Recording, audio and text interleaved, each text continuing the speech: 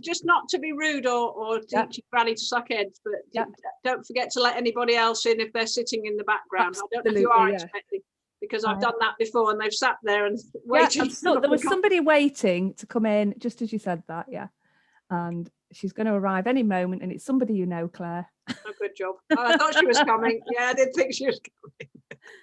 So we are actually recording now, and I think there is the possibility to edit the recording, so I could chop this chatty first bit off maybe, or I don't know. I could edit it, I think. I don't know. It's all a thing, isn't it? So we'll wait for Jane to arrive. I'm here, Hayley. Are you here? You can hear me? Yeah. Yeah. I understand why you haven't got your screen on if you don't want your screen on. No, I'm having a technical issue with me video.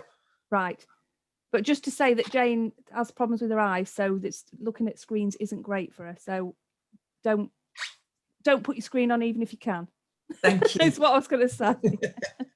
Yeah, we're just saying it's a steep learning curve for me, this, so bear with me. What I thought I'd do was give it a little bit of structure, but I don't want it to be too formal because it's supposed to be a tea break, isn't it? So I hope you've all got your mugs of whatever. Oh yes. I've just had a coffee. I've got my holistic drink with me, which is one of these pucker, that, and then I've just had a coffee. So that's my good. And I've got some water with me as well, so if I get hoarse. But yeah, I've just mentioned a great saying, Jane, that Carmen uses. You know, Carmen, yoga teacher. Yeah. About breathing, and it's if you own your own breath, no one can steal your peace. Oh, that's good. And I like that very much. And a few facts about breathing. Did you know that we take between 20 and 25,000 breaths a day? Do we? Wow. A day. Wow. 20 and 25,000 breaths a day, and we the amount of oxygen that we breathe in a day, or the average person this would be, is 550 litres or 19 cubic feet of oxygen a day. And of course, oxygen goes to all the cells in our body to do what it needs to do to keep us alive. And then the carbon dioxide comes from all the cells. So there's an exchange, a gas exchange. And if we're breathing in a shallow way, which we can tend to do if we're busy rushing about or feeling a bit anxious, then that heat exchange, it's not a heat exchange, is it? That gas exchange is not as effective. So there's a gas exchange going on in the lungs, and we want that to be as effective as possible. So we want as much of our lungs to be used. So there's different ways that we can effect that. So I'm going to go through a few of those, which will probably take about 10 minutes, I think. Be about a bit like a little relaxation. So I'll sort of do one after another, but if we want to join in and practice them, then that's a good way to remember them. And I could even write them all down for you after if you want me to sort of note them down like a list. I can do that as well. So what I might do is ask everybody to mute, which Claire's already done like a good girl. And then we'll just do this sort of 10 minutes or so, and then we'll open it up and have a chat and see which ones you thought suited you best, or chuck any other ideas in. Yeah, does that sound like a plan? Fabulous. We've also got at the bottom of my screen, I've got reactions as well, which we can use. We've got a clappy hands, we've got a thumbs up, we've got a love heart, we've got a crying, hope nobody cries. We've got a wow, and we've got a what looks like a party popper going off. So we've got little reactions as well in there that we could use, that I think will go into the chat box. Anyway, we'll see what happens. So if you want to sit comfortably, and perhaps if you can have your feet flat on the floor so that you can feel nice and grounded, and sitting up straight, so you've got a good posture so that you're going to be able to get as much air into your lungs as you can. And it's up to you if you keep your eyes open or your eyes closed. That's entirely up to you. And just notice how as you breathe in, your belly expands. In fact, you might want to put a hand on your belly and a hand on your chest. And you'll feel, if you put a hand on your belly and a hand on your chest, you'll feel the amount of movement that's going on. And you notice actually how much your belly does move, and that's the right thing for it to be doing, because anybody that's studied anatomy knows that as you breathe in, your diaphragm muscle, which is like a dome that is underneath your lungs, goes down like that. It flattens out, and that actually pushes your belly out. So that's what should be happening. And then as you breathe out, the diaphragm goes back up to squash the air out of the lungs, if you like. And then your belly contracts back in. So as you're breathing in, your belly expands, and as you're breathing out, it contracts. And that diaphragm, it's like fibrous bit, if you like, it's like a dome shape. So a lot of your organs are underneath it, and then your lungs are above it. So that's how it works. It sort of comes down and pulls your lungs open and goes back and squashes the air out of your lungs. So you could actually have a feel just sort of underneath where your ribs are. Have a little gentle feel about there. Don't hurt yourself. And you'll probably feel it sort of between your ribs and your squashy part of your belly. That sort of more fibrous bit, that's your diaphragm. So you can even give that a little bit of a hello, wake up, rub it, and say, you know, if you can work any better diaphragm, I'd like you to. And then just pop your hands on your sides, of like that, sort of where your waist is, and carry on breathing, obviously. Don't stop breathing. And just feel how your hands go out to the sides.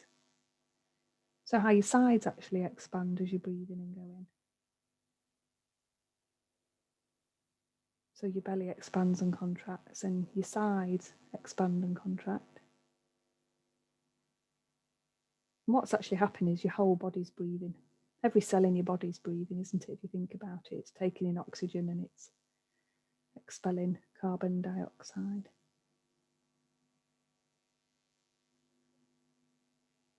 And as you're breathing, just notice the rhythm of your breath, like an ebb and flow sort of rhythm. I always think it reminds me a little bit of waves on a beach. So after every in-breath is an out-breath, and after every out-breath is an in-breath.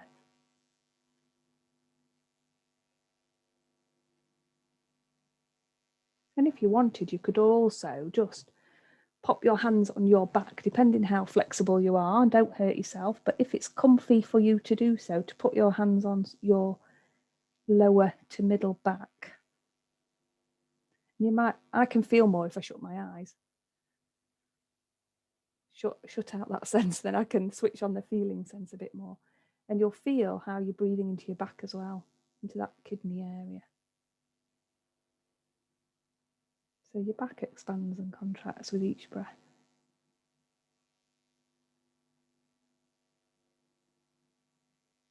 So whenever you like, you could probably even set yourself an alarm, or consciously think about once an hour, I'm just going to connect with my breath and see how it's going, and see, am I actually breathing properly and fully, and is everything moving as it should be? And sometimes if we've been breathing in a shallow way, we do a big sigh, don't we? It's our body automatically doing that for us. So we feel like we need to take a deep breath or do a big sigh. So if you're relaxed, obviously it's your breathing is much better if you're in a relaxed state. And if you're tense, then everything's like that and you can't breathe as easily. So as your belly expands, your ribs expand outwards and back. And again, for anybody that's done anatomy, your ribs are like my fingers, and then between your ribs, you've got intercostal muscles, you've got muscles, so they're expanding and contracting as well. Your whole lung gets used in a good breath. So there are other visualizations, if you like, that you can use for breathing. And if you think about different shapes, a really nice one, and I use this sometimes if I want to get off to sleep, is to visualize a figure 8 as you're breathing. So your in breath might be the top part of the figure 8 and your out breath might be the bottom part. So it's up to you if you want to have your eyes open or closed, but just imagine a figure 8 as you're breathing in and out.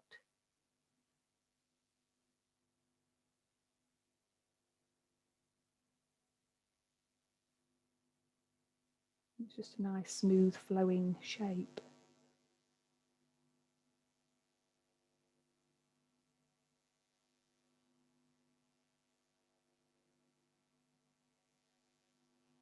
When you've done a couple more figure eights, I just want you to change that to a circle. It doesn't matter which way around you're going on your circle.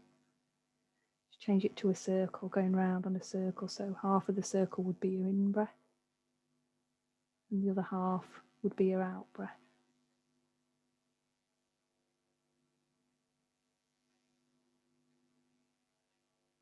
By breathing in using your nose, obviously if we've got a stuffy nose or sinus problems or something, we can't always breathe easily through the nose, but if we can use the nose, that's the better way of breathing, because your nose actually filters the air, warms it up, and it's not a shock to the lungs when it gets down there. But sometimes if you go out in a cold morning and you breathe through your mouth, it is a bit of a, that's when we can get short of breath.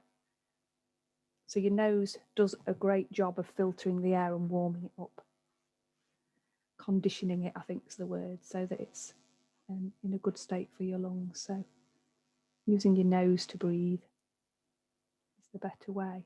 And if you do get bunged up, and I do suffer with sinus problems now and again, that's my go-to. Get the old Albasoil out, as good as anything.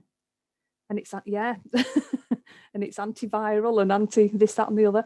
So yeah, can't beat a bit of Albasoil. I use it all the time. Use it in my room as well. So especially in winter time, I'll have a bit on a tissue or in a diffuser, yeah. And it fills the whole room. So it's actually killing germs. So that's great for people like Caroline and I, where we've got normally, under normal circumstances, got different people coming in and out. If they've brought any germs in with them, then the Albasoil will hopefully sort those out and keep us safe and the next person. So yeah, using your nose to breathe.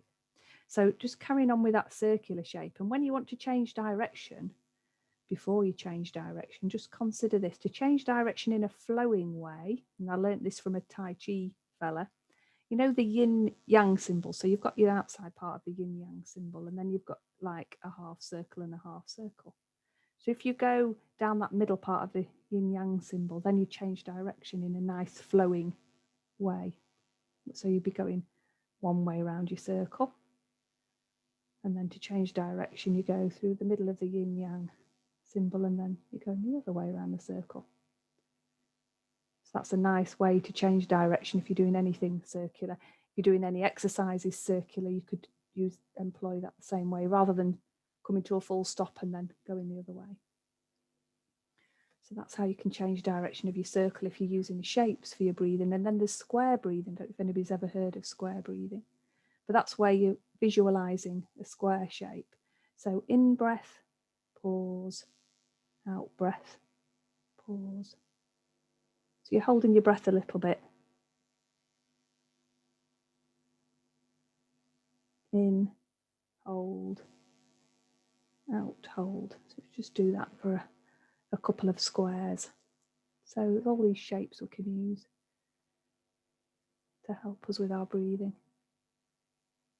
Or we could even imagine a wave shape, the upward part of the wave and the downward part of the wave. And then there are other breathing exercises where we could use counting. So it's thought that having an extended exhale is good because you're getting rid of more stale air. So if you counted in for your in-breath was a count of 3 and then your out-breath was a count of 7, for instance. So just give that a try.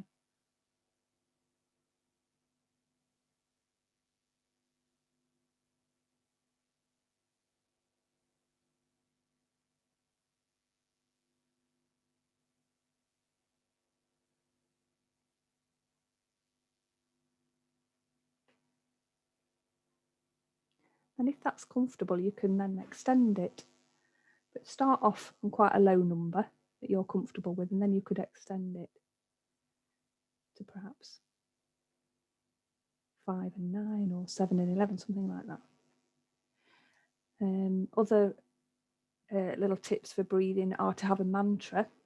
If there's something that you're wanting to do with your breathing, you're wanting to feel more relaxed, let's say, you could on your in-breath say to yourself, re, And on your out breath, relax. So you're telling yourself to relax. You can do it with your inner voice quietly. You can do it out aloud or with your inner voice. And we know that our own voice is actually the voice that we do take the most notice of. So talking to yourself is okay. Or you could, if you're wanting to practice gratitude, you could say thank on your in-breath and you on the out-breath. Thank you.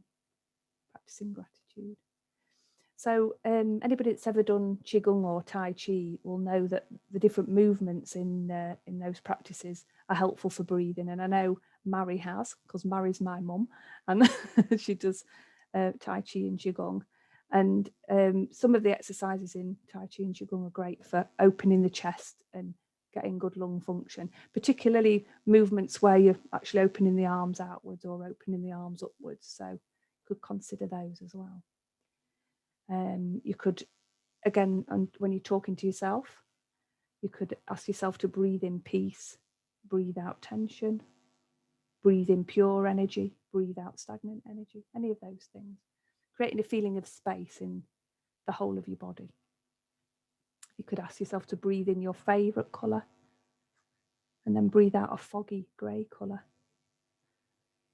And then over time, you could visualise that you're breathing out your favourite colour as well as breathing in your favourite colour. So you've got rid of all the stagnant stuff. You could even hum on your out breath if you'd like to. And if you try that, you're all on mute, so you could try it if you want. As you hum on your out breath, you're going to get like a vibration in the body, which is quite nice for the body.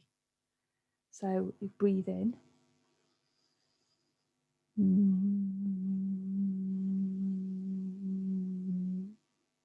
breathe out humming. Now, you might not want to do that in mixed company, but if you're on your own, that's fine. So all these breathing things are empowering, aren't they? It's empowering, and you might feel after you've sat for 5 or 10 minutes and just focused on your breath that you're feeling a whole lot better. So I think I've probably said as much as I was going to say. Yeah, quite a good thing to do, especially if you sat at a computer, which I'm tending to a bit more at the moment, is to have an alarm of some kind, and then every hour get up, move around and do some breathing exercises.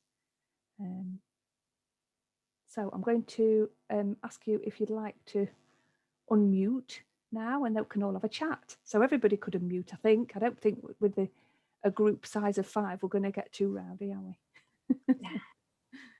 So would anybody like to chip in, add anything, or share any techniques, or tell us what their favourite ones were? Do you want to go first, Caroline? Eek. To be honest, I'm just happy to be breathing at the minute. I'm struggling. I'm struggling in that area. I've had COVID in October. Have you? Yeah. Now got long COVID, and I'm struggling with the breathing, with the breath. Just getting oxygen into my system's been difficult these past few months. Yeah. And the more I try and breathe and concentrate on breathing, the more lightheaded I seem to get. So I'm waiting on x-rays to see if I've got any damage to the lungs. Hopefully, fingers crossed, it's all fine. But certainly feel the difference at breathing. And I've been struggling, which...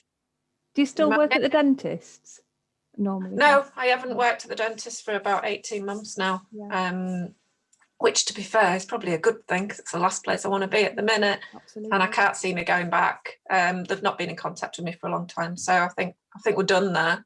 And I'm not sure I'd go back even if they asked me to at the minute. It's just everything's too damn risky. But no, I'm home. I'm not working, not doing anything at the minute. I've also got a frozen shoulder. Oh no. I know, I'm in a I'm in a bit of a state, which is why I've come on today, because I've been home alone for months. Not home alone, I've got my partner, but I've not seen anybody or done anything for a long time. I've not worked this year. I've not worked since last March. And yeah, I've just it's been a bit of a struggle actually. So Yeah. I Well, just want to come and if you want want to to have breathe. if you want to have a one-to-one Zoom with me, Caroline, at some point, that would be great. And yeah, I mean, I'm getting the shoulders going through the motions, and I'm getting it looked at every week. So you know, that's not a massive issue. Yeah. That's good. But yeah, I've been struggling with the long COVID has floored me. The fatigue is terrible, but the shortness of breath, and like you were saying about the cold air is my enemy at the minute. So as much as I want to go out for a daily walk and daily exercise, I'm not at the minute. It's I put my mask on before, if I leave the house, I put my mask on before I leave out the door. And therefore it's not cold air that's going in my lungs. So that's a big tip for anybody who suffers in the winter at the minute. You can put a scarf over your face or put your face mask on before you walk out. I was going to say that because I do that. I have mild asthma, but and it's the cold winter mornings where I normally feel tight in my chest. Yeah. And that's exactly what I do. I have like one of those snoody things. Snood, yeah. Well, at the minute we're all wearing face masks, aren't we? Yeah. So at least we don't look daft when you walk out the house with your face covered. So but I've noticed a big difference if I can just put the mask on and breathe a few times and get the air warm in my mask before I step out the door. Yeah, that's a good tip. Even in the car, I won't take my mask off in the car until the car's warm, because just the slightest bit of cold air and I'm struggling. I'm not wheezing, it's not asthma, but I can understand how somebody with asthma now feels. I don't do the wheezy bit. I just get really there's tired. That panic, isn't there, that you think you can't get enough air. I'm not panicking because I know I'm okay. I know I'm all right. I'm not panicking. I'm not restricted as in feels like I've got something around my throat. It's just laboured breathing. It's more effort, and I'm tired, instantly tired, trying just to breathe. It's just laboured. It's just hard work, and as soon as you start losing oxygen, and everything becomes really hard to do. So even just walking becomes hard work. And as I say, I go out for an hour's appointment for a massage, maybe go shopping, but I'm not going in the shops, bless, my partner's doing all that, but I just sit in the car for a bit. By the time I get home, I'm shattered. Have you seen those oximeters? I've got one, so you can see how much oxygen's in your blood. I've only just got one. We've only had it for the past few days, but I'm regularly coming up at 96, which I think it's okay, but it's not ideal. But I had a day a week or so ago before I got the meter where I was dreadful all day long, and I had no energy. I could barely get up, and I'd love to have tested it then because I think it would probably be quite low. But so I've got one now which I look at occasionally. Nothing to fear, nothing too low at the moment. It's just it makes you really tired, just catching breath, just trying to do anything. I can imagine it's a bit like being at Mount Kilimanjaro, trying to just like get altitude. At altitude, that's what it feels like for me at the minute. So I've been struggling. So that was I came on today. As soon as you said about breathing, I thought I'll come on because even though I am the therapist like you, I haven't practiced for a long time, and breathing is one of those things that comes naturally and you don't really consider too much. So just to come back on and remind myself how I should be breathing properly, what it should feel like to fill my lungs, and see whether or not I can still do it. I'm a little bit lightheaded, but I'm sat down, I'm safe, it's all good. You just take it for granted that you can breathe. You do. It's just something you do, like you said, thousands of times a day. You take it for granted, and all of a sudden. And when you say to people, are you aware whether you're breathing properly or not? They look at you a bit gone out, like, well, of course I'm breathing properly, Breathe all the time, but not properly. But until you've done an exercise and then felt the difference, like what I was saying about holding on, just your belly and your chest one is the simplest one, but then going onto your sides and onto your back and just being more aware of how everything is moving and feeling easy. And you can even put my camera down a bit, you can even sort of gently massaging your abdomen and just waking it up really and tapping it and encouraging it to move more. subtle stuff. It doesn't have to be deep stuff. I can't get my finger out. Oh, that's it. We're there. Yeah, does anybody else have anything they'd like to add, or any tips they've picked up from anywhere that we can all learn from? I think from my point of view, it's made me understand how being less fit than I used to be when we were, certainly 3 of us were doing boot camp, and how you don't breathe as deeply. You know, when you're fit, yeah, you tend to breathe more deeply, and you can feel the difference, and you can, you know, run up the hill and it not bother you. Yeah. So now, as Claire will testify to, because we occasionally join each other for a walk, halfway up the hill and I'm heaving for breath. Yes. So I think learning the techniques that you've just showed us, and I really liked, you know, the wave. I probably got hands area, and I thought to breathe to the wave was wonderful. Yeah. And I shall be practicing these breathing techniques every night because it made me feel better. Good. Yeah. Well, what I'll do, I'll jot down just those ones, and they're just things I've picked up as I've gone along from other people, mainly. You know, it's not come out of my head, but it's just knowledge that you collect. But I'll just jot down like bullet points, really, of what I went through, and send them out to you, and then you've got them to refer to. I found that because I'm part of a choir and I sing, you know, and she's taught us some warm-up exercises, I tended to find I was breathing into my diaphragm more and not into my stomach. So that was quite good to practice that, because, you know, you think of singing a note and you think, I need air in my lungs but actually to breathe into your stomach is good, isn't it? It's much more therapeutic somehow, and relaxing, like you say. So but it's good. Singers do use their diaphragm. They do breathe properly, don't they? They have to get enough air in to be able to sing the long notes and so on. Yeah, so maybe I'm not very good at it, but yeah, good to practice. Thank you. It's good to have that. But even just having a vision of what's going on, you've got your lungs and then your diaphragm and then your stomach, and I know it's not your stomach that's filling up with air, but it feels like it is that way somehow. Yeah, that's good. Thank you. I'm struggling with I sing around the house all the time, and I've noticed since I've been poorly that I can't hold a note at the minute. I can't sing very much at the minute. I also read somewhere that for long COVID, with people who are suffering, that they're trying to introduce opera lessons. Oh yeah. Wow. As a way of getting people's lung capacity back up. Yes. Wow. I don't know if I can find any online, but maybe that is a way of getting back, maybe singing and or any singing, but they're going for opera, which can't say I've ever tried, but you know, singing is the solution. Maybe a Leslie Garrett masterclass, that's what you need. I don't sing around the house. We've just had new windows and I'll break them. Oh no. Just have new windows, no one can hear you. Yeah, more soundproof, apart from the people indoors. Yes. You'd set off Alf howling, wouldn't you? Absolutely. So Claire, can I just ask, with your singing techniques and your breathing techniques for singing, are they the same as what Hayley's just been talking about, or are they completely different? Yeah, generally we often start with a warm-up, and it is to breathe in like that very deeply, and humming quite often what we do, and then or going like an R or a zzz, and all sorts of, you know, sort of things coming out of your mouth like that, to different shapes of your mouth as well, and the way the air comes out. So yeah, very, very similar. It's good. And it's starting by wiggling all your parts of your body as well, to just loosen them up and be relaxed.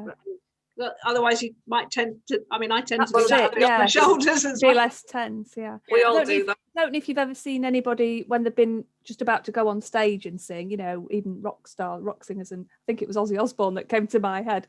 I'd seen him doing his voice exercises before he went out on stage, and singing all sorts of stuff. And if you think about Freddie Mercury, I mean, he was sort of quite flamboyant and always going up and down the scales, wasn't he, with his voice? Yeah. So we're going to have to all turn into secret singers then. No. We need Claire to teach us how to sing. Oh no, I'm not a good singer. I just love singing, and just have fun with it.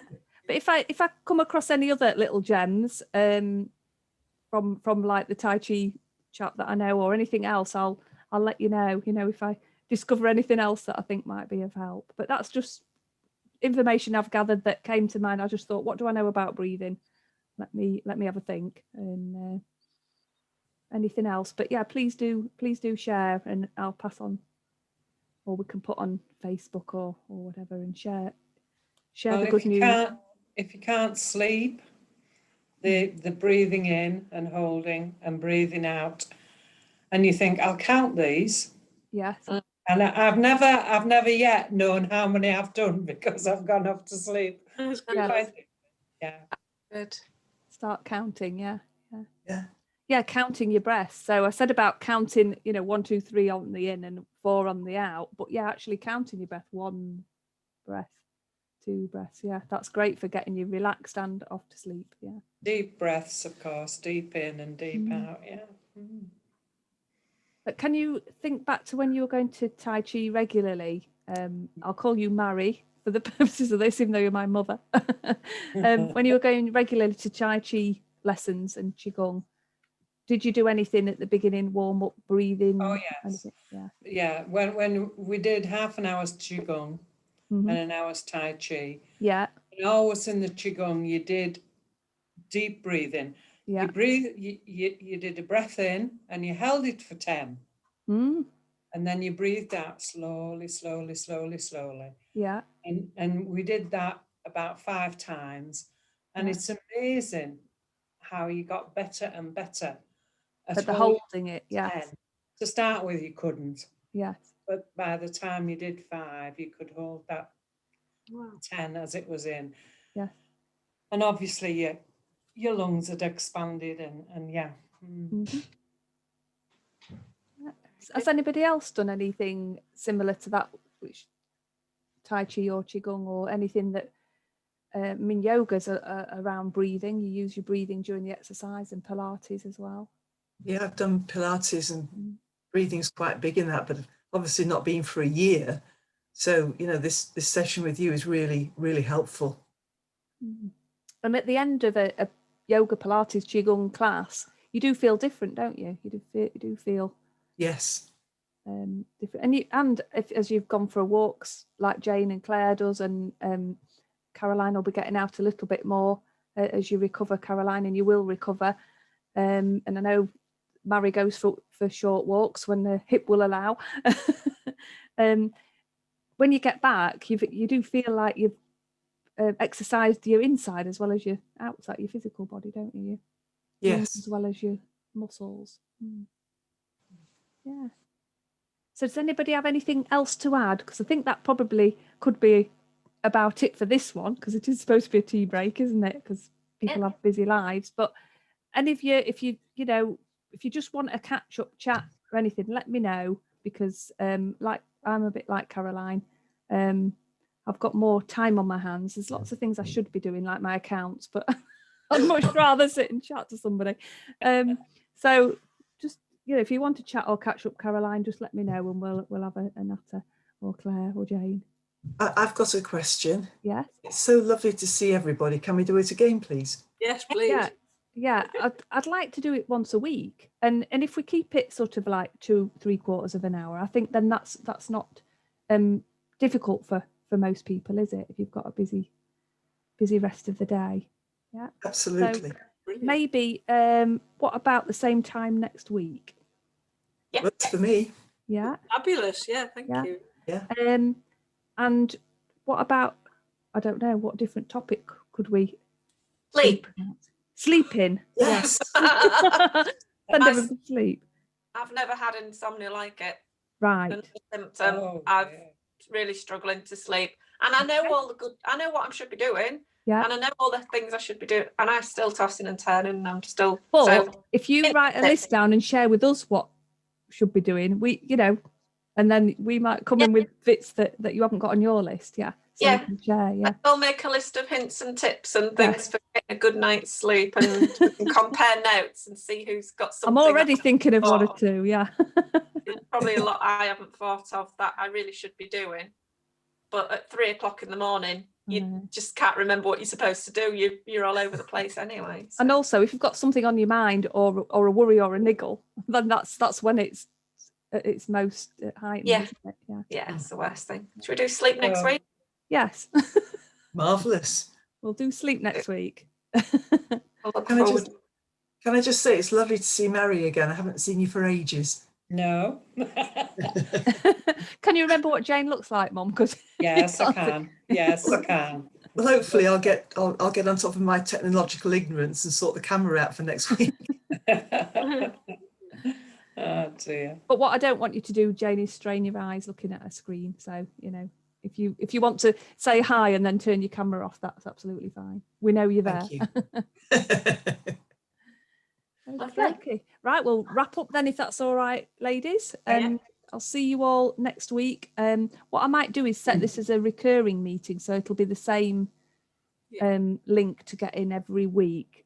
So I'll have to set it up as a new meeting, so it'll be a new link next week, but then as a recurring one, so we can just keep coming in on the same link. Yeah, That's lovely. All right. Brilliant. Okie dokie. Thank you very much. Take care. Thanks, Hayley. Thank you. Bye. Take care. Bye. Bye. Bye.